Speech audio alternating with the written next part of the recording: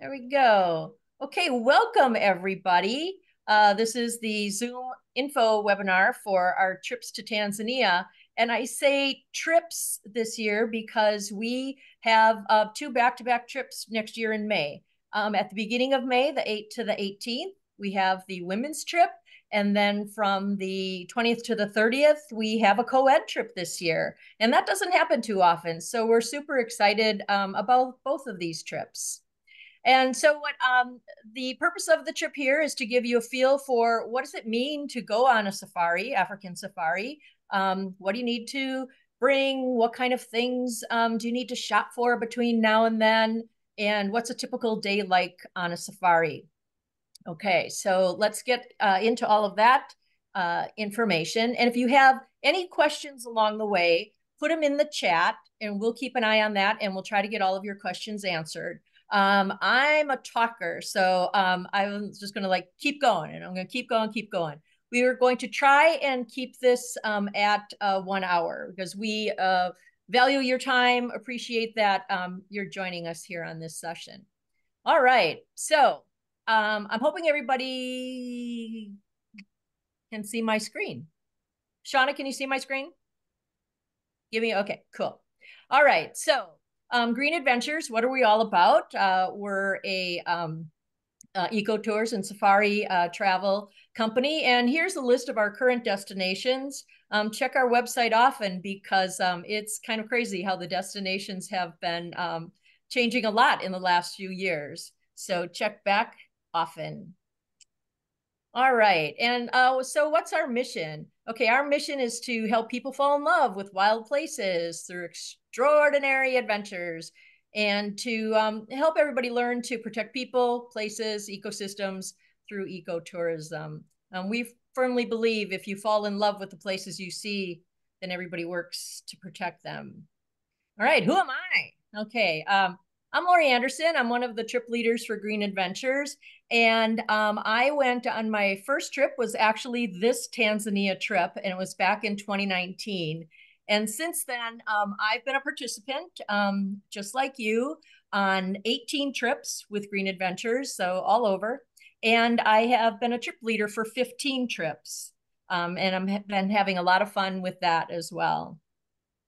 This little Zoom presentation, we're going to inundate you with pictures from Tanzania, and because we want you to fall in love with it as well. All right, so where exactly is Tanzania? Here's a map of all of Africa, and Tanzania is this green country here. The equator runs right above it. The pink country here is Uganda, here's Kenya, and the equator runs right above that. So we are just below the equator. Okay. The temperature while we're there, I think you will find it very pleasant. Okay. Days are usually in the 70s. Mornings can sometimes be cool. And then we just dress in layers for the morning. You know, if I look at pictures and some of the pictures you'll see here, you'll see I'm dressed in a sweatshirt. You know, by noon, we're, you know, peeling that off and usually down to a t-shirt every day. All right. Like I said, we're going to just inundate you with various pictures. Here we see, look at all those animals in one picture. Elephants, zebras, some impalas down here in the foreground. And there you go, fall in love with the little lion cubs. All of the pictures that I have here have been taken on the pictures over, excuse me, on the trips over the last few years. These are all, none of them are stock photos. They're pictures that either I've taken myself or one of our participants have taken. Okay, how do you get to Tanzania? All right. Many of the major airlines will connect either through Amsterdam, through Brussels. We list a bunch of the airlines here. Ethiopian Airlines has a layover in Ethiopia, and Qatar Airlines has their layover in Qatar. And our people throughout the years have used all of these different airlines and have been happy with all of them. Personally, I'm a Delta girl only because that's what I have used throughout my full-time career. And but they're all available to you. Figure that all in all, it's about 24 hours of travel when you think about the waits in the on the airports as well. Between Chicago and Amsterdam, it's about a 7 to 8 hour flight. And then Amsterdam into Arusha, Tanzania, is about a 9 hour flight. So that is about 16 hours of flight time, but about 24 hours in total. I looked today to see, what were the costs of flights running. And, they're going to fluctuate. They're going to vary. But I found anywhere between 1,100 and 1,300 round trip. And I was looking like from Chicago, to Arusha and back. Okay. Now for travel parameters, we have a lot of documentation that we send to everybody once you book, once the trip is confirmed, and it'll have like the exact information of, plan your flight to arrive by such and such a date, by such and such a time, and also when you depart, to depart by such and such a date after such and such a time. And so don't worry about trying to not pin that down. We give you all that information. All right, what about the requirements to get to Tanzania? What do you need? You'll need a valid passport with at least 2 blank pages, and the expiration date has to be out at least 6 months into the future. Okay, and that's typical of all international travel for the expiration date. So check that out. Their tourist visa is $100, and it can now be done online. Once upon a time, we had to wait until we landed and then stand in line to get a visa, but they've improved all that over the years, and it's an online application. And again, our documentation includes all of the information of how to fill that out, because those forms can be a little confusing. All of the international visa forms, they're all different, and so we front load you with all the information. At this point, we follow whatever COVID testing requirements are in effect at the time of travel. At this point, nothing is required. So we just put that in there to let you know we follow all of that information, and if anything changes, we let you know. A question I get asked often is, do I need a yellow fever vaccination for Tanzania? No, you do not. You do not need yellow fever. What we do recommend is that you make an appointment with your doctor and discuss your medical history with your doctor and see what other vaccinations or meds you may need. You may also want to go to a travel nurse or a travel doctor, and then they pinpoint, where are you going in Tanzania? And they'll recommend things from there. So, for instance, you may need a typhoid vaccine. You may need to get caught up on the hepatitis ABC things. You may need a booster for your mumps, measles, rubella. Okay, I throw that one out there because I know throughout the years I had to get a booster for that one. One thing we do recommend that everybody take seriously is meds for malaria. Tanzania is definitely a malaria country. That's a nasty, nasty disease to get. It's carried by mosquitoes. So we strongly suggest that you get the medicine for that. At the moment, it's in pill form. You start taking them a couple of days before you arrive, all throughout the trip, and for 7 days afterwards. I have read recently there is a vaccine for malaria, but everything I see is that it's available for children only at this point. So fingers crossed that changes by spring, because a vaccine would be a lot easier than pills every day. All right, our promise. You may travel solo, but you're never alone. We're your first adventure buddies. So that includes support to prepare for your trip. We have a very comprehensive packing list. We prepare you for everything. Again, what do you need for entry requirements, suggestions for travel insurance? We strongly recommend travel insurance. Our guides will be waiting for you at the airport. They'll either have a Green Adventures sign or a sign for the hotel, and they will pick you up there. They're with us 24/7. They take us back to the airport. And over the years, what I've learned is they also wait out in the parking lot until they get the word from us inside that we have made it through security. So you can feel very safe and secure that they're with us the whole time. If there's any illnesses or accidents, we help you with that to get necessary medical attention. And again, should there need arise for additional COVID tests or anything like that, we make all the arrangements for that to happen for the flights home. And again, our guides on the ground are with us 24/7. They get us back to the airport. And here they are. This is our team. We have been working with this team since 2019. And that's from left to right. That's Barraza, then me, Parado, and Vitalis. And these guys are top notch. They love to share everything they know about Tanzania. You aren't just going to learn about animals, you're going to learn about their culture, the history, the landscape, the everything and anything. They're proud, as they should be, of their country and their culture, and they are available to answer any question you may have. Often, like as we're driving from one location to another, that's just a great time to, like, ask them what any question that you may have, or whatever we're passing may, strike up a question for you. And these guys are available for that.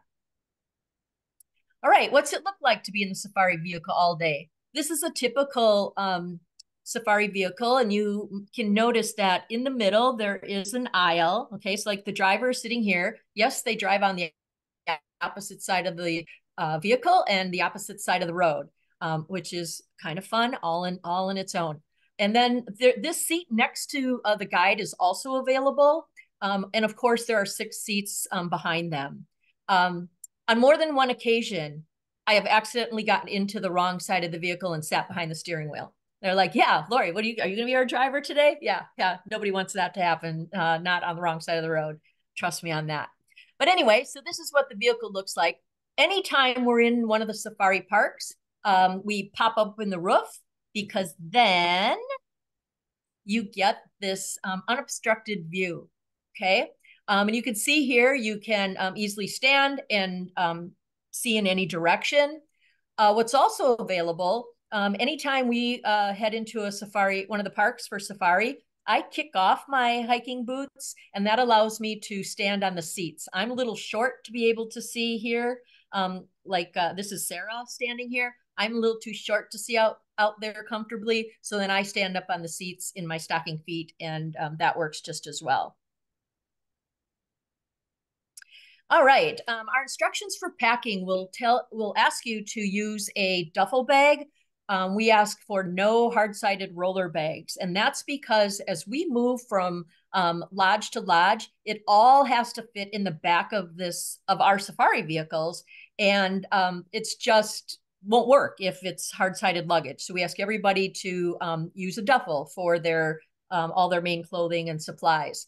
What you'll also have with you is a small backpack, and that day pack will stay with you during the day. And in there, you'll have like your water bottle, a rain jacket, any meds you may need during the day, maybe your personal first aid kit, maybe a snack, things like that. And bottled water is also, or water is available, I should say, to fill our water bottles all day long. They carry a supply of water in the vehicle as well. The duffels in the back, as we're moving from lodge to lodge, this is not available to us during the day. It's not available until we get to our next location. Okay. All right. Safari clothing. We advise to get the best experience and to see the most animals. We ask everybody to dress in forest-friendly colors. So you can see here that's a lot of olive green, beige, mauve, rust, khaki. Okay, we ask that you don't wear navy blue or black. Those 2 colors attract tsetse flies. And if one person is wearing them, guess what? It attracts tsetse flies into the whole vehicle. So like, you don't want to be that guy. Like, you don't want to be the guy that attracts them in. So think forest-friendly colors as you start to pick up safari clothing. We also suggest look at like Sierra Trading, REI, LL Bean. Check their clearance racks, their sales between now and next May, and you'll find that you don't have to spend a lot of money on this clothing. You will find there are lots of sales and clearance rack items available, or even shop Goodwill for this clothing. You will also have the opportunity along the trip, anytime we're staying at a location more than 2 nights, all of the lodges and the tent camps that we stay at do have laundry service available. And I found that's very helpful. It reduces, for instance, the number of pants that I need to carry for the trip because I know, on such and such a day, we're going to be there for 3 nights. I can use the laundry service and get some things freshened up. You'll see ankle high hiking boots here. This is important, okay? Now, on this trip, we don't have any long hikes. So you're like, oh, Lori, why do I need to have, this kind of hiking boot? We want you to be prepared if we have to stop and get out of the vehicle at any time in any of these parks, especially, well, I'll say especially in the Serengeti, but really any of the safari parks. We want to be prepared. Every trip that I've been on in Tanzania, at least one of the vehicles has had a flat tire. Okay. The roads that we're on are gravel roads. There could be potholes, whatever. And it never fails. There's at least one flat tire. That means we need to get out while they fix it. And we may be standing in the safari grass. So we want to be protected for anything else, from anything that might be in that grass, like safari ants or spiders or whatever. So think about that. Down here in the corner is a spray bottle of permethrin. We also suggest spraying your clothing with that before you leave. And what I do is I string a clothesline in my garage, hang everything up, give it a light spray, and it's good for like 6 washes or something like that. So it's definitely good for your entire trip. Word of caution for anybody who has house cats is that permethrin is toxic to cats. So you want to be aware of that when you're treating your clothing. And all of this is just to minimize, any problem that we may have with bugs. Now, there are 3 questions that I always get asked when I tell people that that I'm going to Africa. And one of them is, how bad are the bugs? And to be honest with you, they're not bad. Like, we don't need to wear like mosquito netting over our face or anything like that. But we also go through many precautions, this permethrin and not wearing black or navy blue, and all of that helps minimize it. Okay. You will find at a number of the lodges and tent camps that we stay at that the bedding also has mosquito netting that that they'll drape down at night, and then you sleep underneath this mosquito netting. I say use it whenever it's available at any of those lodges or tent camps, and it also gives a really good little fairy tale look to wherever we stay. So take advantage of the mosquito netting. One pattern of clothing that you do not want to get is anything camouflage. Camouflage is against the law for anyone to wear in Africa except for military people. Okay. And invariably I'll get asked, well, but my backpack is camouflage. Can I bring that? Like, nope, no camouflage. Okay. So camouflage against the law. All right. What about other equipment? For sure, you want to have a pair of your own binoculars. We will see animals at all sorts of distances, far out in a meadow or savanna, or right next to our vehicle. But for sure, you want your own pair of binoculars. And then in the upper corner you'll see there's a really nice camera there. And you're like, oh, do I have to get a nice camera? No, you don't. Today's cell phones, the pictures and videos are incredible. Now, if you have one, bring it, absolutely. I have a good camera and I'm going to have that with me, but I just want you to know you do not have to invest in a good camera. You may also, if you don't own good binoculars or a good camera, another option is you can often rent them. And I would, look into that with your local dealers. All right, so here's our travel plan and the different parks that we go to. We go to four of the national parks. And we make kind of a big circle, okay? We start out here in Arusha and we work our way all around in this area. So we're covering the northern circuit, okay?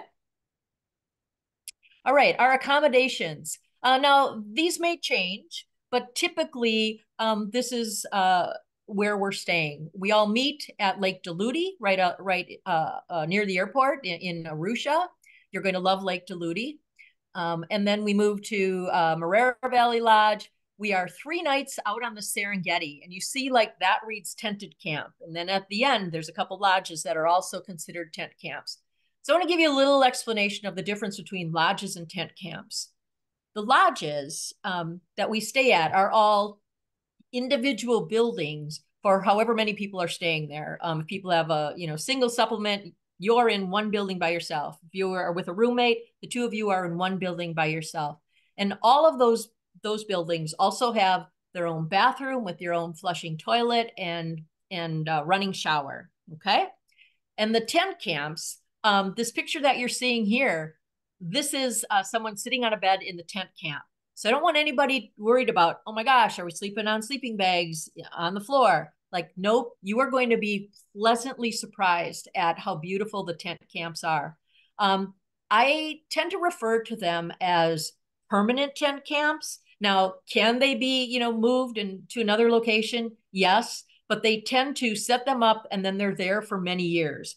The tent camp that we were at this year, we've been there for the last 3 years and it's in the exact same location.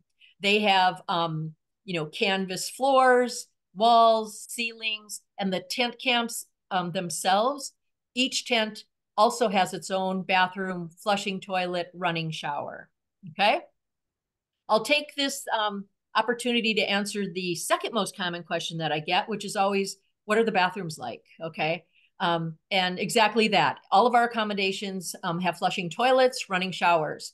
What we'll find at the rest stops that we use along the way will also have flushing toilets. There's only one one restroom that I know of at one of our stops that has a porcelain pit style toilet that you need to squat over. Okay.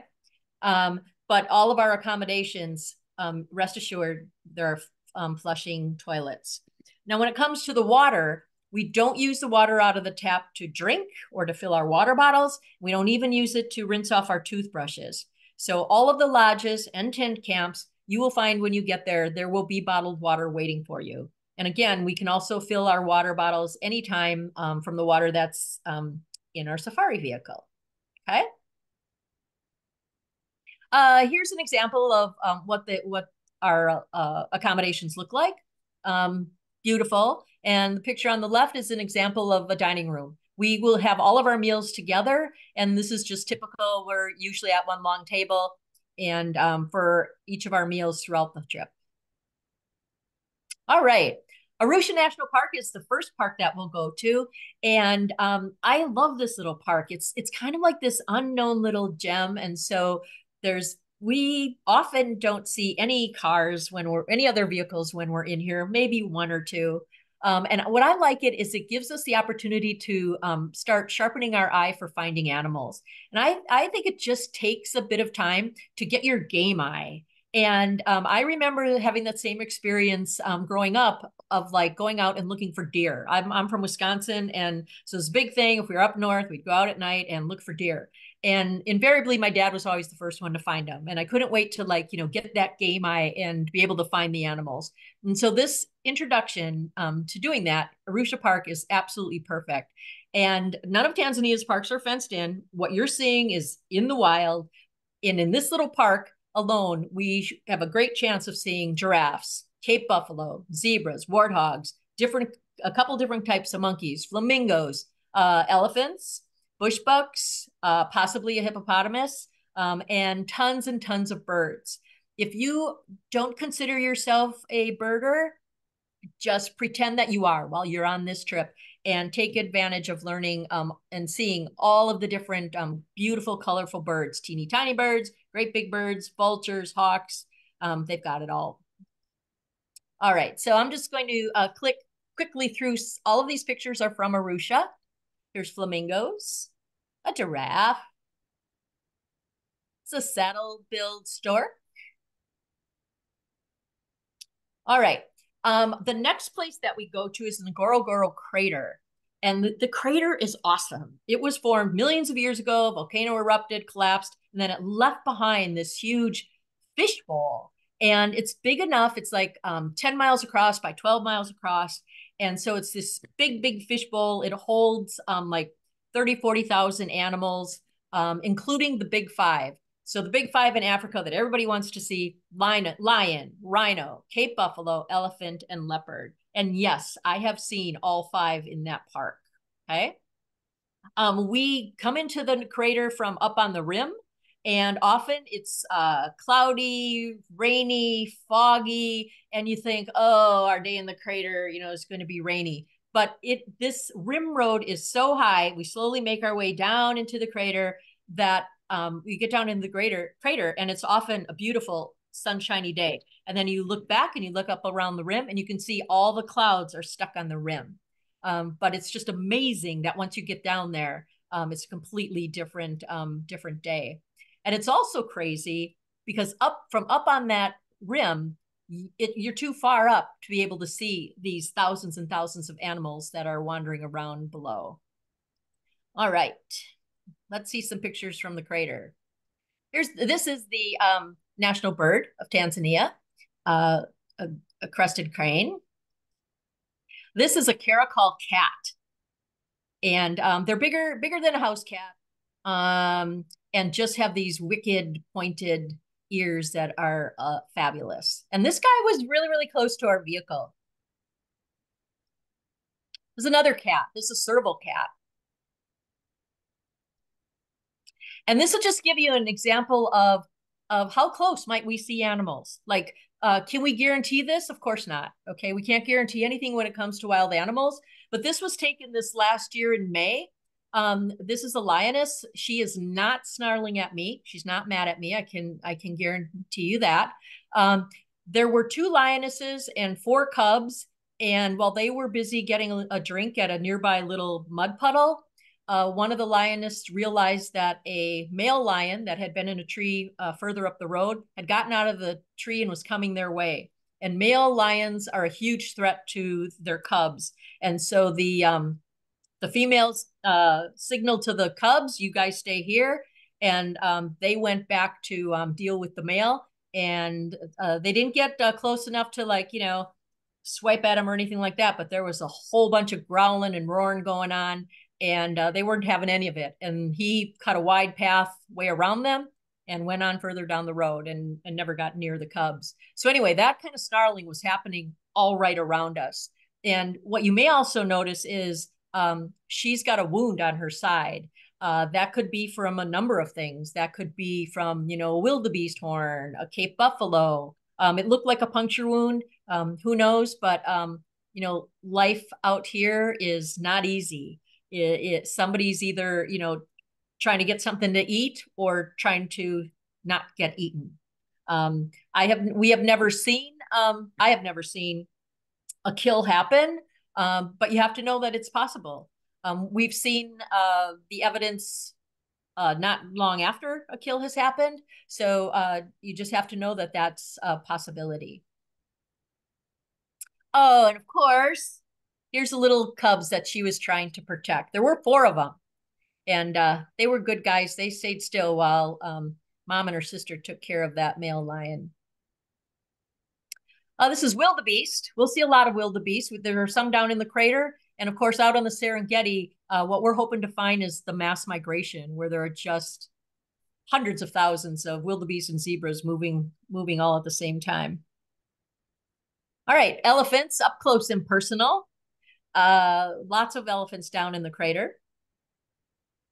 And this is a lion that's also still down in the crater. And the distinctive thing about the male lions in the Girl crater, as opposed to the lions we may see elsewhere, is the lions here have these dark, almost black manes. And the ones that are out in the other parks have the tawny, lighter beige manes.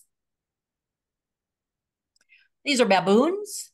Rest assured, we will see plenty of baboons. All right, we also make a stop at Olduvai Gorge. And Olduvai Gorge is like the beginning of mankind. And so it's just a great place to stop. We'll hear how that all happened. There are still excavations going on. They have a museum there, and lots of different skeletons and bones and things to look at there, and to learn all about, wow, how did mankind all get started? There's a picture of the gorge and the entrance to the gorge. All right. this trip is not only about seeing animals, we have 4 opportunities to interact with indigenous tribes, 4 different tribes. And one of the first ones we'll visit is the Maasai. And the Maasai is the group that most people have heard about. And they will give us demonstrations in dancing, fire making. They'll ask you to join in the dance. I strongly encourage you, join in whatever any of the tribes want to teach you and give you a hand at trying. Do it. When in Rome, do it. Okay, right? There'll be a lot of singing and dancing. They'll also take you inside of one of their huts and show you firsthand how they live. Depending upon which Maasai village we visit, we'll get the chance to see a schoolroom. And they always have a small market of handmade items that are for sale as well. Here's an example of the tribe. Their clothing is very distinct. We'll also see them often along the roads as they're moving their herds of cattle around. And what they will demonstrate too is in one of their dances, they demonstrate how high the men can jump. And this is like, for them, it's like a contest. And it's very attractive to the women if a man can jump really high. And so you'll be seeing that firsthand. Oh, I stopped the video because the videos have been we're looking a little choppy on your end. So sorry, I can't put that in a video. Okay, here is Tara is on the right. She's the owner of Green Adventures. And all of us, when we visit the Maasai, we get dressed up to look like a Maasai. These are the blankets that are inside of our safari vehicles. And then the women share their neckwear with us. And they have a very distinct way of making that neckwear move when they dance. They make it look super easy, and jump in and try it. And it's always a ton of fun. Here's just a few more pictures from the Maasai. Mom holding her baby on her back, a couple of the tribesmen. This is inside the schoolhouse, and a little picture of their marketplace and the types of items that you may be able to purchase there. They're very, very proud people and very, very eager to tell you all about their life. And you will also have the chance to ask them any question you may have. Okay, on to the Serengeti. No trip to Africa is complete without spending time on the Serengeti. We actually spend 3 nights at a tent camp. It's often at night. People have heard lions growling in the night, Cape buffalo, hippos, jackals, hyenas. Okay. Our tent is not in a fenced-in area. If we need to move while it's dark, for instance, after dinner to get back to our tent, we walk with a staff member. So we never walk alone at night when we're out in the Serengeti. You don't have to worry about the bathroom because the bathroom is inside your tent. You don't have to worry about the animals getting inside your tent. We're not their food. So this other little hint here, watch the skies for vultures. The vultures are a good sign of activity on the ground, meaning there may be a kill nearby. And it's just this like hierarchy effect of like, as soon as one animal kills another, then there's this whole group of other people that are like, know something have happened, and they're anxious to come in and get their fair share, get a bite. Lots of birds. Here's a picture of the tent camp that we stayed at in the last few years. Okay. And this is our group outside of the dining hall. Hippos. Okay, lots of hippos out on the Serengeti. And if we are lucky enough, we will find a hippo pool. And there are often hundreds of hippos in a hippo pool.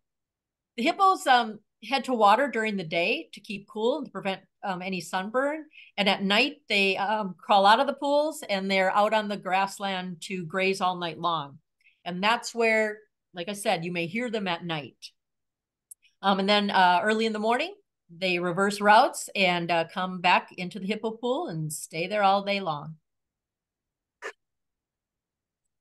Here's a leopard. Leopards are one of the hardest animals to find because their camouflage is incredible. But they're abundant in the Serengeti, and if we're lucky enough, we will find a leopard. Here's one. One year we had one.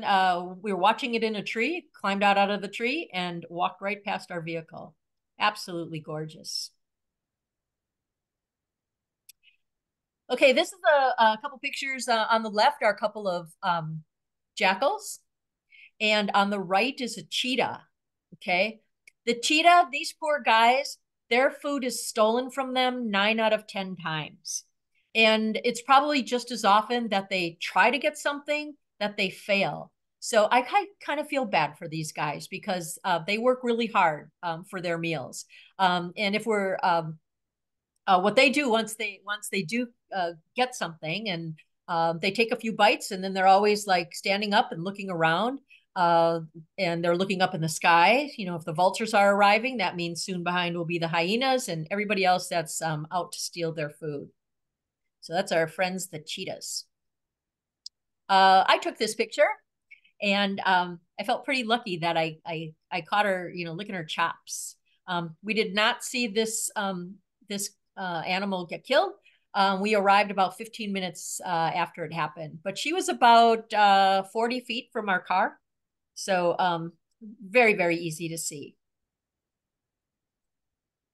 Zebras. Hundreds of thousands of zebras out on the Serengeti. They're again part of the Great Migration. And this was kind of unique. Most of the time, they're you know, pretty friendly, pretty docile. And I happened to catch these two guys kind of fighting each other. Here's an example of the beautiful color birds that are throughout Tanzania. This is a lilac-breasted roller. And our friends, the lions. And again, you can see that his mane is more the tawny color throughout. There's all of us at the entry gate to the Serengeti. Kind of an iconic picture. Got to do it. All right. Some of the other tribes that we will visit, or one of the other tribes that we'll visit, are the Hadzabis. And the Hadzabi tribe are nomadic. They move all throughout the year. They follow the rain. And we pick up an interpreter along the way the day that we visit these guys. And then we are traveling on gravel roads, and then we're traveling off grid to get to the area that they happen to be living in the woods. They speak with a click language. It's very, very interesting. I am not able to replicate it, but our interpreter will explain to us everything that their chief is telling us. They're, again, a very proud people. They love demonstrating everything they can about the way they live. They will show us their the different bow and arrows that they use, especially the variety of arrows. They have different arrows for various things that they hunt, all the way from like small birds up to the bigger antelope. And they'll give us a great demonstration on all of that. They'll probably also show us fire building. You will get the opportunity to see how good you are with a bow and arrow. We get the opportunity to go on a short hunt with their young tribesmen. In the past on these hunts, one time they got a small bird, one time they got a rat that was in a tree. They got a small antelope. The smallest antelope is called the dik-dik, and one year they got one of those. They will skin it right out in the woods, build a small fire, and the smaller things they'll just eat right there. And they will, in the past, they have offered up to share. Haven't taken them up on that for numerous reasons. And the women will show us like how they hunt along the ground for the different root vegetables that they eat. And always, always music and dance. And again, join in on the dancing. So here's a few pictures of the Hadzabi people and a group photo. They also have the opportunity, you can buy some crafts from them as well. Okay, the other tribes that we meet are the Datoga tribes, and this consists of two separate clans. One group is the metalworkers, and the other group are the pastoralists. And these three groups are all very friendly with each other. They trade back and forth. Um, the Hadzabis who need like metal arrows, they'll get the arrows from the metal workers and they trade with them honey. And so they're all very friendly with each other. They speak different languages, but they still are able to make it all work. The metal workers, they collect scrap metal around all of the local villages, and they will demonstrate how they take a large nail and make an arrow out of that, like right in front of us. So how they melt down different metals. They have a bellows that they work by hand. Very, very interesting. And the pastoralist groups, they raise cows and corn, and the women will demonstrate how to grind the corn, how to milk cows. Want to give it a go here? Absolutely. They welcome the opportunity to join in. So we will get the opportunity there again to go inside their hut and see how they live. All of these tribes are available to ask any questions that you may have. The women in the pastoralist group, they often have tattoos on their face. They're like the circles tattoos, and to them, that's an emblem of beauty. So again, encourage you to join in. I'll be interested to see with the pastoralists where they're actually located this time, because their longtime chief passed away about a year ago. And their tradition is that after X amount of time, I think if memory serves me right, it's about 9 months of time, they have to pack everything up and move to a whole different location. The chief is buried where they lived, but they can no longer stay there. They have to move. And so I'll be interested to see this year where their new location is. Here's a picture of this arrow. You can see like it's a very sharp barbed arrow that they make by pounding out a large like 6-inch nail. Absolutely amazing. And then this is just the picture on the right. They make a lot of different varieties of bracelets. And of course, they have those available for sale as well. Oh, and if you're curious, yes, it is possible to buy a sharpened arrow. They sell those as well. And it's possible to bring one of those back in your checked luggage. I know that because I brought one back for someone this year.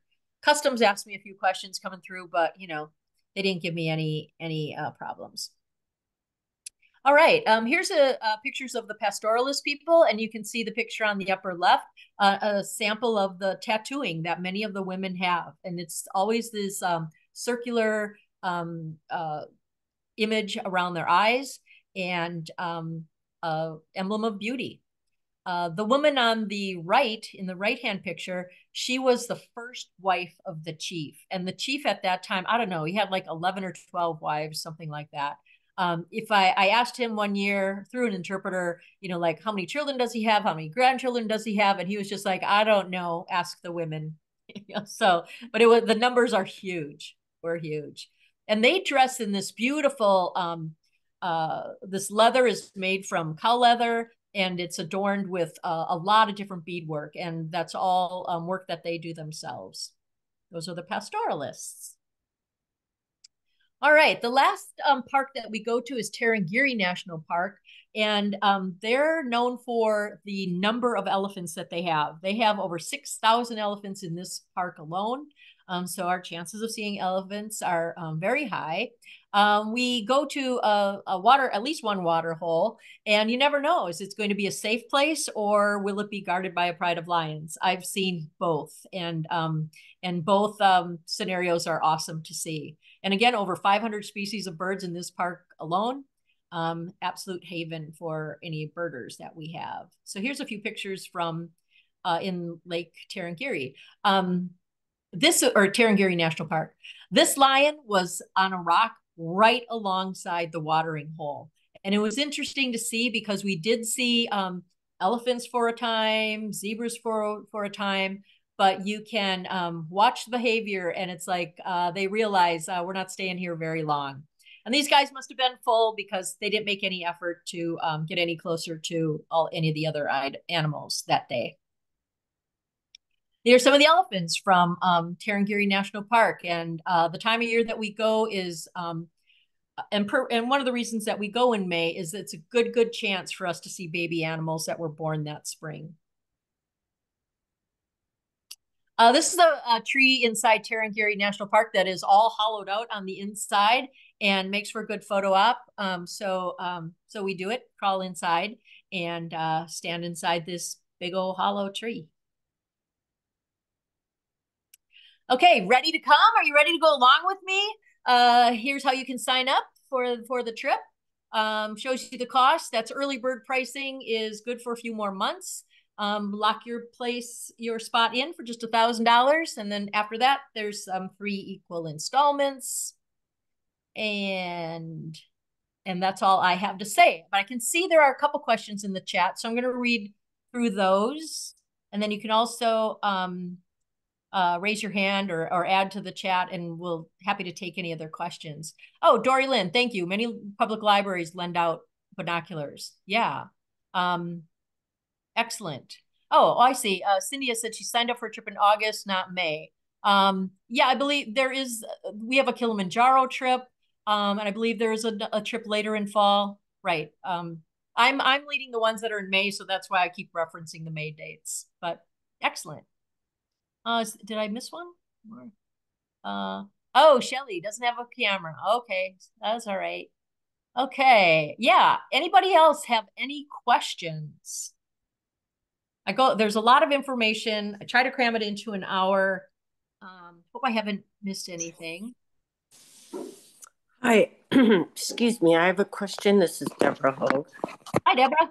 Hi. So, this is the co-ed trip. Is that correct? This Zoom presentation is for either trip. The two trips are exactly the same. So for okay. the meeting, it covers both, if you're interested in the women only trip or the co-ed trip.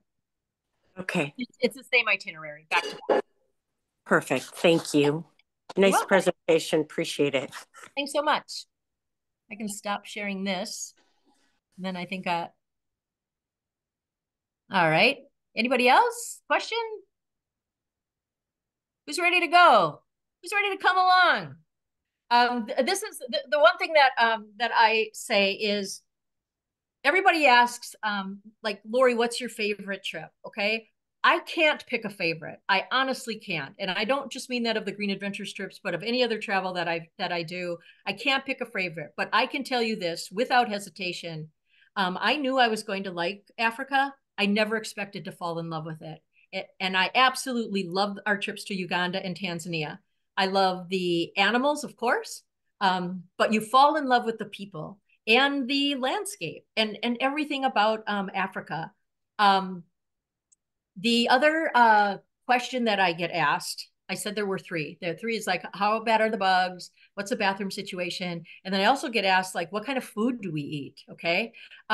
Nothing weird. Like, you're not going to get served up a zebra or a wildebeest or anything like that.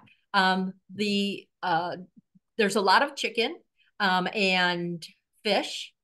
And anything that is made at any of the lodges or camps that we're at, you can feel safe eating. Okay. They cook to Western standards. So often when you're traveling international, especially, developing country, people tell you, like, don't eat the fresh salads, don't eat the fresh fruit, nope, don't do it. No, trust me when I tell you, you are safe eating anything that are at any of the accommodations where we stay. And the food is good. A lot of fresh fruit and vegetables, a lot of pineapple, bananas, mangoes, papaya. Breakfast is pretty much, eggs to order in a good buffet. Sometimes we pack a lunch and eat out. We may eat like a picnic lunch in the middle of the Serengeti. Okay. And our guys have all the supplies ready to, set up a table and away we go. When we're out on the Serengeti and in these parks, they will often stop like regularly every couple hours for a restroom break. They know where the restrooms are. They know that we're going to need them. Okay. So, don't worry about that. If you do need a restroom break, like when we're not near a restroom and we're out in the middle of one of these parks, we just let the guys know. We tell them we need to check the tires, and they'll stop the vehicle in a safe place. And then you can go to the back of the vehicle, take care of business. We give you instructions on what kind of toilet kit to carry, what to have in there. And one of the items is a plastic bag because we don't want to leave any tissue paper behind. We'll pack it out, throw it away when we get the opportunity. Okay. What did I miss? What did I miss?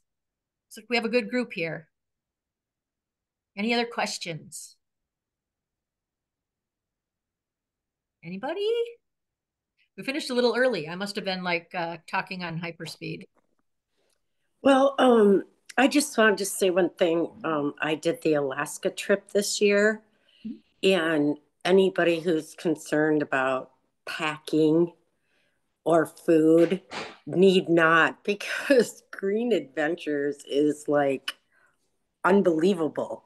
The food was phenomenal. Yeah, I was in Alaska, so I was still in the US, but the packing list down to, I followed it to a T, except for some extra socks, and it was perfect.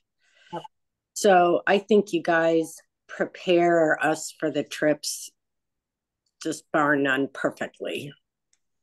Thank you. Thank you for that. We do try to make it complete and comprehensive. And every once in a while, there'll be something and they'll be like, oh, we didn't need that. We didn't have to use it. But we like to prepare you for what might happen. Okay. Like Right. on the list will be a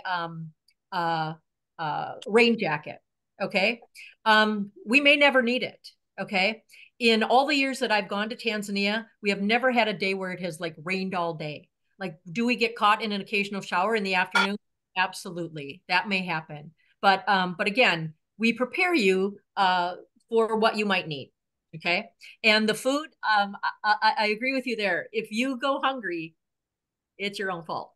There's lots of food. Oh, the other thing that's available at all of the lodges as well is they have, I'll say like a full bar. Okay, now I'm from Wisconsin, so you can't compare it to a Wisconsin bar because like that's like a crazy full bar. Okay, but you'll find lots of hard liquor, a lot of different beers. I'm not a beer drinker, but there are numerous beers that are made in Africa, and they're proud to serve those. And they always have a variety of wines available as well. Although the one other topic I didn't talk about, let me just add this quickly, is currency. Okay.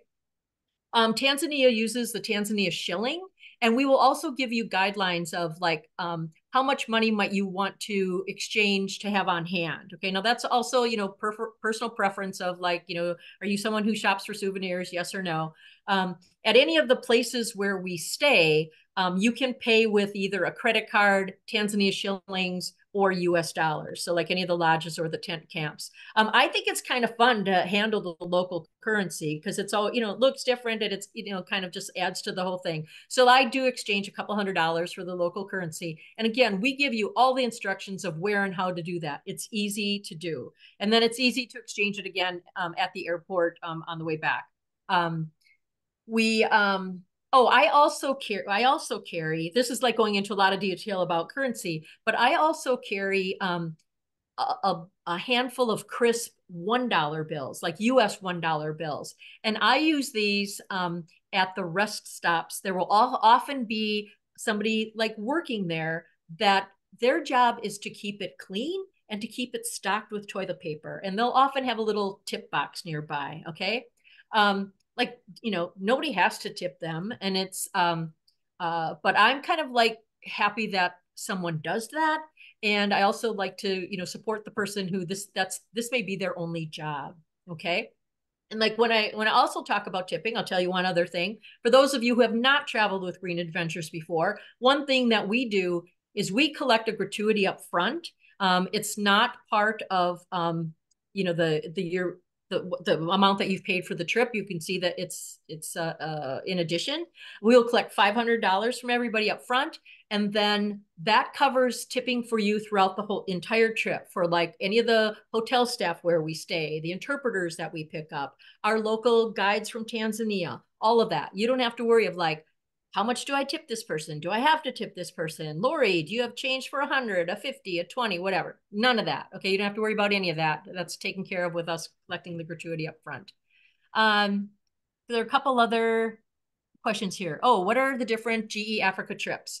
We have a Uganda trip that is just ahead of the women's Tanzania trip, and there's at least one person that is doing both, Uganda and then Tanzania. And the Uganda trip, the highlights there are we go into the forest and we find the chimpanzees, and we go into the forest on another day to find the mountain gorillas. And again, that trip also has game safaris. We go out into Lake Victoria to find shoebill stork. Okay, so that's the Uganda trip, right up against the women's Tanzania trip. There's also an Africa trip to climb Kilimanjaro. And I don't have the dates of those right in front of me. Sorry. Shauna, do you? Do you want to jump in with the other dates? Yeah, let's see here. The Kilimanjaro Northern Circuit, that's June 20 to 30. Let's see, where's the other? And then Uganda is April 25th through May 6th. And then Candy said that she signed up for a trip in August, not May. Is that Yeah, there's another one in August. Yeah, hang on, let okay? me pull that up here. August 27th through September 7th. Yep. And I think that is a slightly different area of the Serengeti because, again, they're following the Great Migration. The migration of the wildebeest and zebras, they make this huge circle over and over and over again. They follow the rain. And so they're in the Serengeti in Tanzania, and then they go up a little bit into Kenya, and then they come back down. And so that trip later in fall is to capture all of that from a different location. The Kilimanjaro trip includes it's a safari either. I forget if it's at the front end of it or the back end of that trip. Doesn't cover all of the parks that are on this May trip. This trip is strictly safaris and meeting the tribes. And the Kilimanjaro, I think it's a 9-day trek to summit Kilimanjaro. The information on all that you can find on our website. Anything else? Any other questions? I'm excited. Let's go. Who's ready to go? Me. Okay. Yay. Yay. All right. If there aren't any other questions, we are going to stop the recording and say good night to everybody. And once again, thanks so much for joining us. Good night, everybody.